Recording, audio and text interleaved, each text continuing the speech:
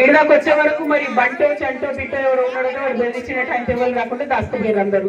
నేనేమంటున్నా అంటే కొంతమంది మా ఆడబిడ్డలు మాత్రం బోనాలు ఎత్తుకొని బతుకమ్మలు ఎత్తుకొని మంచిగా ముందటికి వచ్చిర్రు, మిగతా వాళ్ళు భయపడి దాచుకున్నారు. నేనేమంటున్నా మీరు భయపడితే భయపడండి, ప్రాబ్లం లేదు, కానీ గట్టిగా చెప్పుకొని గట్టిగా మాట్లాడితేనే పరిష్కారం అవుతాయి. దాపిండు అందుకని ఊరుగాకి వచ్చినాం. ఆ సమస్యలు ఏంటి అన్నది విజయ్ కూడా చెప్పగలుగుతాడు. ఊరు పోయిన వాళ్ళు ఎవరైతే భూమి పోయిన వాళ్ళు వాళ్ళు చెప్తే బాగుంటుందో ఇంటికి వచ్చినాము. వాళ్ళు భయపడ్డారు, రాలేదు, కానీ వాళ్ళ పక్షాన ఖచ్చితంగా మేము అడుగుతాం.